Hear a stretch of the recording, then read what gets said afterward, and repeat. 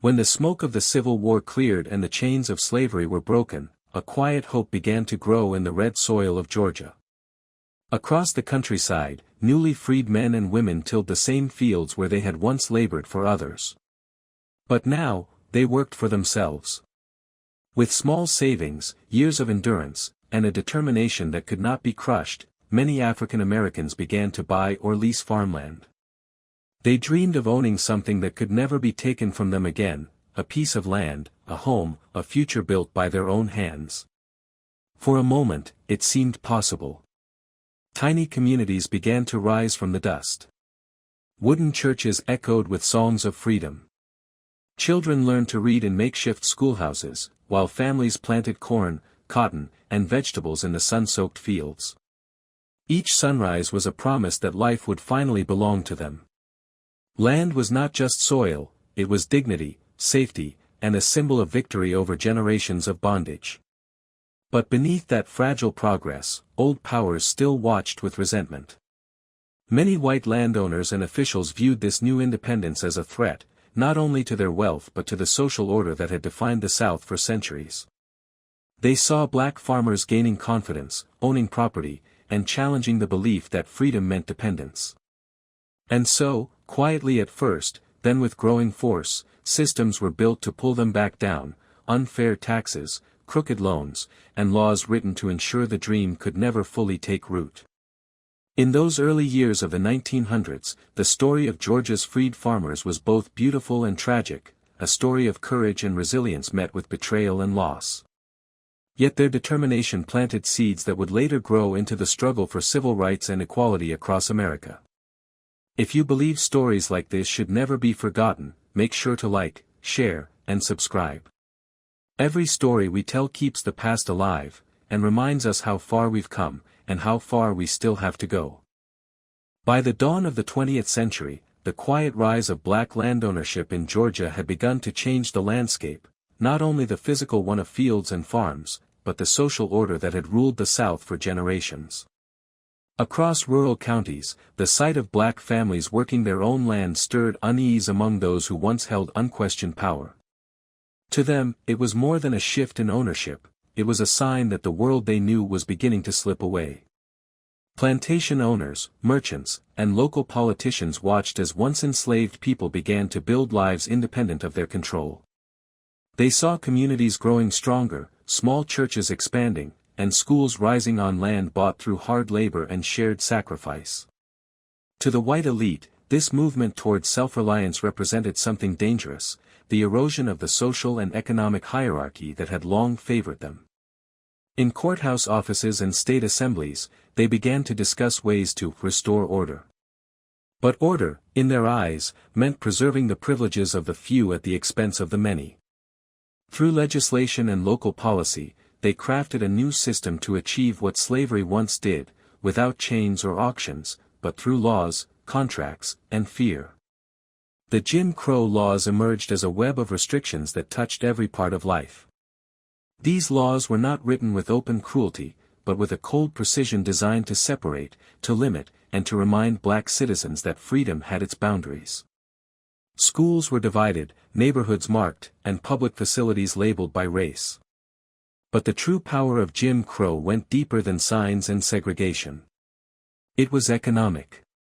In the name of fair taxation, local governments introduced property taxes and assessments that targeted black farmers. Land values were inflated to impossible levels, and those unable to pay faced foreclosure.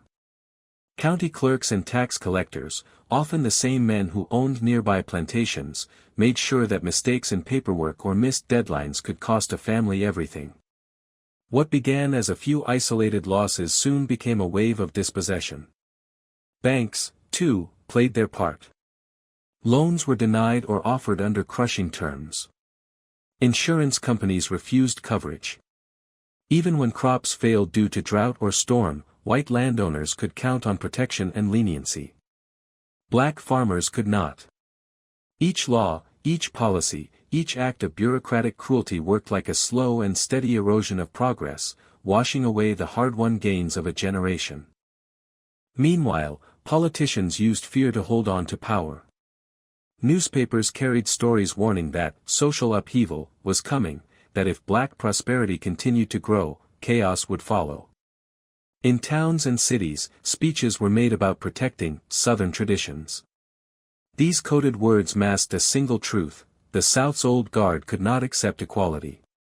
By 1909, the dream of freedom through land ownership was under siege. Families who had once stood proudly on their porches, looking over acres they had cleared with their own hands, now watched strangers survey their fields. Deeds changed hands quietly, under the stamp of official seals, while the true owners packed their belongings in silence. It was not just property being lost, but hope itself, the belief that hard work and honesty could secure a future. Yet even as the system closed in, resistance remained. In churches and community halls, people gathered to share stories, advice, and strength. They would not surrender their dignity, even as the laws sought to strip it away. The tragedy of Georgia in 1909 was not born from a single act of violence, but from a calculated effort to maintain control, to turn equality into a threat and progress into rebellion. It was a quiet war, fought not with weapons but with policies and fear, and its echoes would shape the struggles for justice that followed for decades to come. When the dream of land ownership began to fade, another system quietly took its place, one that promised freedom but delivered chains of a different kind. Across Georgia's countryside, the fields still stretched wide and green, but the power behind them had shifted. Black farmers who once tilled their own soil now found themselves trapped in a new web of dependency, one woven by white landowners, merchants, and lenders. It was called sharecropping, and for many, it became a slow, invisible form of bondage. At first glance, the system appeared fair. A farmer without land could work another man's field in exchange for a share of the harvest. The arrangement was supposed to be simple: labor for a portion of the crops. But beneath the surface, every rule was designed to favor the landowner. Tools, seeds, and supplies came on credit, provided by local merchants who charged steep prices and impossible interest rates. The value of cotton, the main crop of the South, rose and fell with the market, yet the debt never seemed to shrink. Each season began with hope and ended in disappointment. When the crops were harvested, the books were tallied. Somehow, no matter how hard a man worked, his account was always short. The merchant's pen, moving swiftly over paper, could erase a year's worth of sweat in a single stroke. "You still owe," he would say, and another year's promise was signed. The farmer stayed bound to the same land, the same system, the same cycle. Families endured the grind of endless labor with quiet dignity. Mothers picked cotton alongside their children, fathers mended fences and plowed the same rows their ancestors once worked under overseers. But now, the overseer was a ledger, a page filled with numbers no one could challenge. The courthouse, the store, and the plantation office formed a triangle of control that kept the poorest trapped inside. The law stood firmly behind the landowners. Contracts were written in complex language few could read. If a sharecropper left before his debt was cleared, he risked arrest for breaking contract or theft of labor. Violence was always near, not in open battle but in the quiet threat of eviction, hunger, or humiliation. The illusion of choice made the system even crueler: freedom offered, but never truly given. Some farmers tried to resist. They formed cooperatives, pooled money to buy their own supplies, or moved north in search of factory work. A few managed to break free, but most were pulled back by the weight of unpaid debts and a society determined to keep them in place. Every attempt at progress was met with new rules, new taxes, or new tricks of bookkeeping that made the impossible seem legitimate. The sharecropping fields became symbols of both endurance and injustice. From sunrise to sunset, the land hummed with the sound of work, the chopping of weeds, the rustle of cotton sacks, the calls of children running between rows. Yet beneath the rhythm of daily labor lay an unspoken truth: the system was never meant to lift them, only to keep them moving in circles. By 1909, the fields of Georgia told a story not of prosperity, but of quiet captivity. The names on the deeds had changed, but the balance of power had not.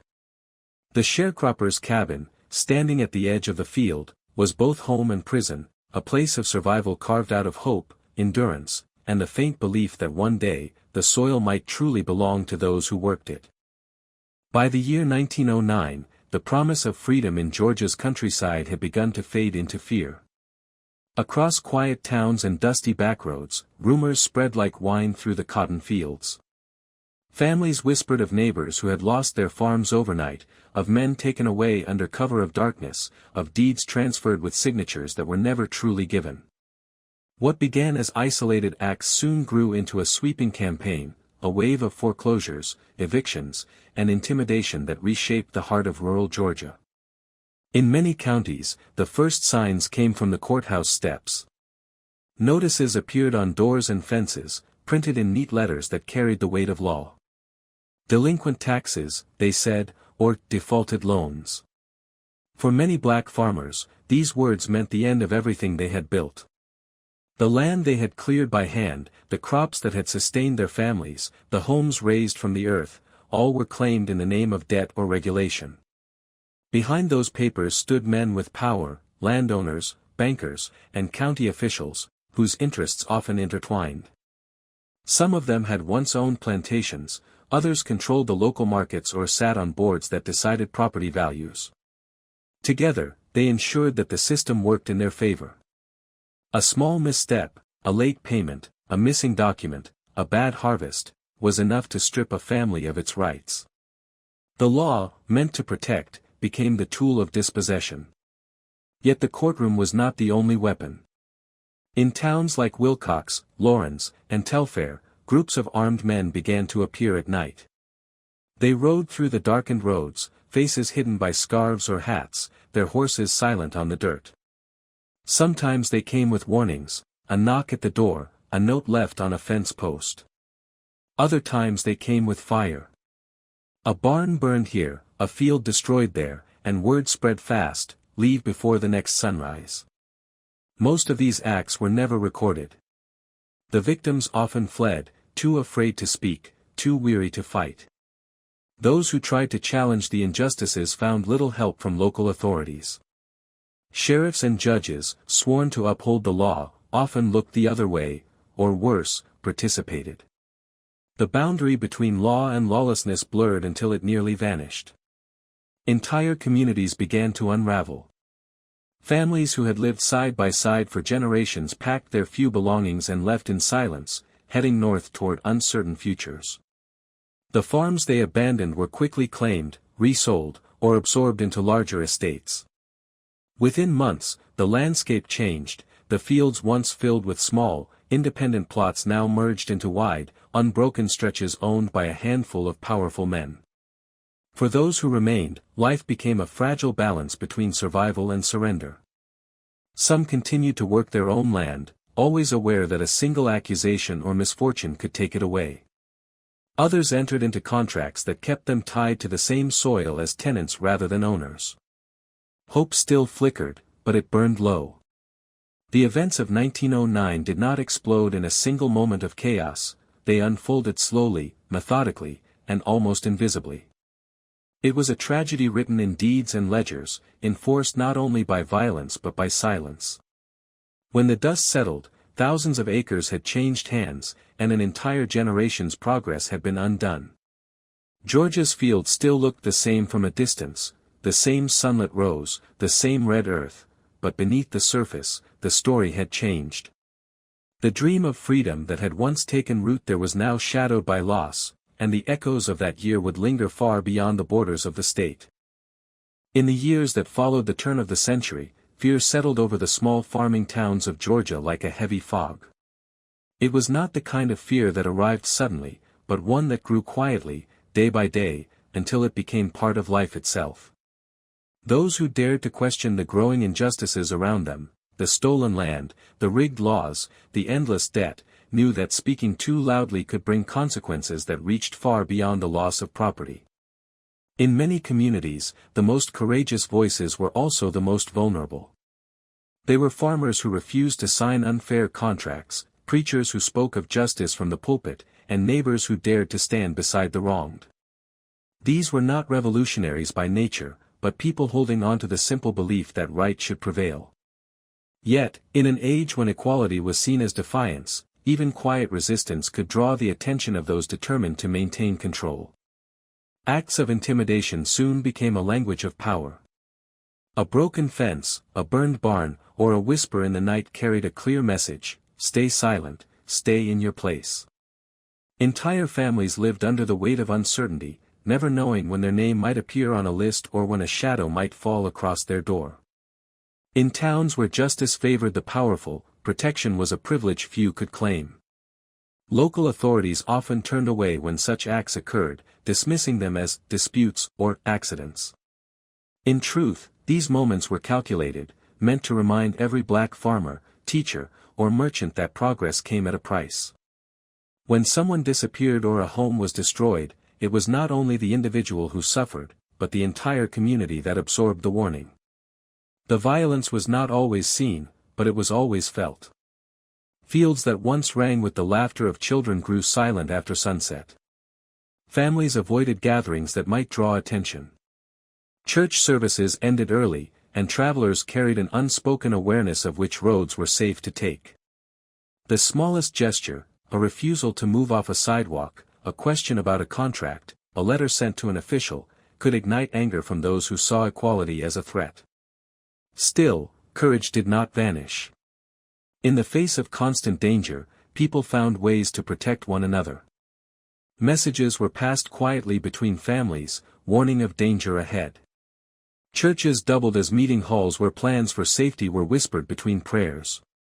The determination to survive, to hold on to dignity and self-worth, became its own form of resistance. For every act meant to destroy, there was another meant to endure. The building of new schools, the teaching of literacy, the planting of gardens on borrowed land, these were quiet rebellions, acts of hope in a world that tried to extinguish it. Even when fear pressed in from every side, the will to stand together kept communities alive. The tragedies of those years were not only written in fire or violence, but in the silencing of voices that might have reshaped the South. Each life lost, each family driven away, dimmed a part of the promise born after emancipation. What emerged in its place was a hard truth: power would not yield easily, and those who dared to challenge it paid the highest price.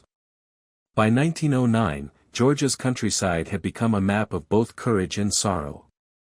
The scars of intimidation cut deep, yet they could not erase the spirit of those who believed in justice, even when justice did not believe in them. The losses came quietly at first, a single family here, a few acres there. But by the spring of 1909, the pattern was unmistakable. Across Georgia, fields once filled with the sounds of plows and children's laughter fell silent. Families who had spent decades building their lives from nothing now found themselves standing beside wagons loaded with what little they could carry. Their homes, their land, their future, all gone, swallowed by a system that had turned freedom into something fragile and conditional. For many, it felt like watching history move backward. Only a generation earlier, emancipation had brought the promise of self-reliance. Freed men and women had worked the same soil that once bound them, turning it into proof of what determination could achieve. They built schools and churches, planted orchards, and raised livestock. Their success was modest but real, a testament to human endurance and faith in the idea that effort would be rewarded. Yet, within a few short months, that progress was stripped away, leaving entire communities adrift. The loss of land meant far more than the loss of property. Land was security, identity, and the bridge between generations. Without it, families were left without an anchor. The same people who once stood as landowners were now forced to seek work on the very farms they had built. Wages were low, the hours long, and the dignity of ownership replaced by the uncertainty of labor. The change was swift and merciless. One season they were farmers, the next they were workers with no voice in the fate of their own lives. The towns reflected the change as well. Once thriving black communities began to fade.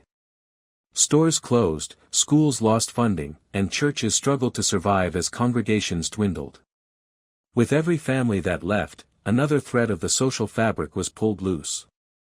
Those who remained faced the daily reminder of what had been taken, the empty houses at the edge of the fields, the unplowed land, the missing faces in the pews. Many sought refuge in nearby cities, hoping to find steady work in factories or on railroads. But the promise of urban opportunity was often an illusion. Wages barely covered rent, and prejudice followed them wherever they went. Others joined the first waves of migration north, chasing rumors of fairer treatment and better pay. Yet even as they left, they carried with them the ache of what had been lost, not only land, but a sense of belonging, of place. The devastation extended beyond economics. It was emotional and cultural, a wound that cut across generations. Children who had grown up watching their parents cultivate independence now learned different lessons: how to survive without ownership, how to live under the constant shadow of uncertainty. The idea that freedom alone could bring equality began to fade, replaced by a weary understanding that the struggle would last far longer than anyone had imagined. By the end of that year, Georgia's rural landscape bore silent witness to what had been undone. The fields remained, but their meaning had changed. The hands that worked them no longer did so with pride or promise, but out of necessity. The dreams of self-sufficiency that once defined emancipation's legacy had been dismantled, piece by piece, until only memory remained. Yet, in that memory, something endured, the knowledge that freedom, though fragile, could not be erased entirely. Even in loss, the seeds of resilience persisted, waiting for another generation to take root and grow again. When the walls of hope began to close in around them, many families in Georgia looked northward, toward cities they had only heard about in stories and letters. Chicago, Detroit, Pittsburgh, New York, names that carried the weight of possibility. For generations, their world had been confined to the red soil of the South, but by 1909, that soil no longer promised security. The land that had once symbolized freedom had become a place of fear, and so began the quiet exodus that would later be known as the Great Migration. It started with whispers. A cousin who had found steady work in a northern factory. A friend who had sent word that in Chicago, no one asked who owned your land, only if you could work. These stories spread from farm to farm, carried in church gatherings and family letters, growing into a chorus of hope. For the first time, the horizon felt open. People began to dream not of the next harvest, but of the next train. The journey north was not easy. For most, it meant leaving everything familiar behind: homes built by hand, graves of ancestors, the rhythm of seasons that had defined their lives. The decision tore at the heart, yet staying meant surrendering to a life without dignity or future. One by one, wagons rolled down dirt roads toward distant train stations.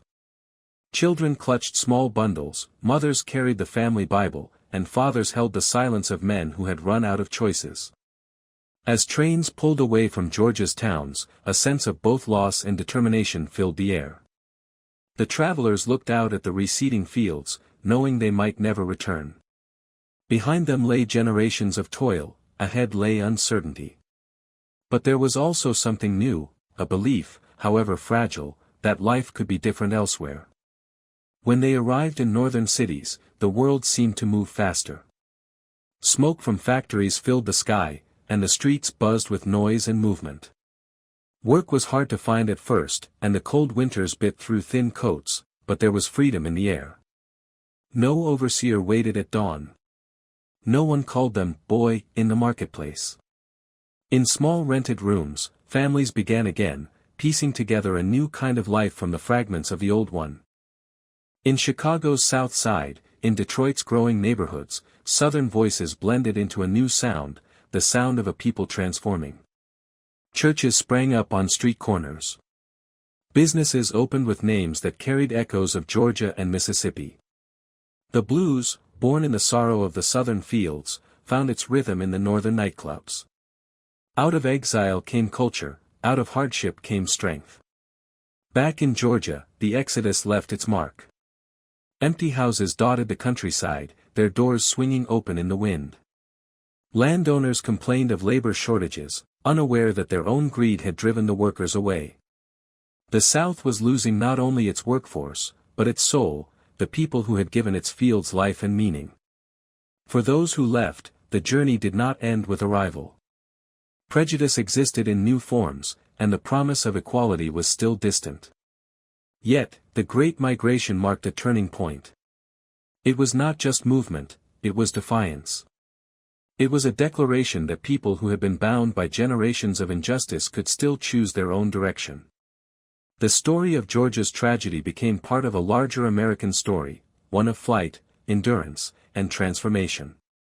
What began as a search for safety became a reimagining of identity, as those who fled the South carried with them not just memories of loss, but the unyielding hope that somewhere, freedom could finally mean what it was supposed to. In the years that followed, Georgia's 1909 tragedy faded quietly from the headlines, yet its shadow lingered in every abandoned farmhouse, every lost deed, every name erased from the county rolls. It was not a single eruption of violence that defined it, but a slow and deliberate unraveling, an invisible war waged through laws, ledgers, and courtrooms. The weapons were not always guns or torches, but signatures, taxes, and false promises. In towns across Georgia, the machinery of oppression turned with precision. Banks refused loans to black farmers. County clerks lost ownership papers.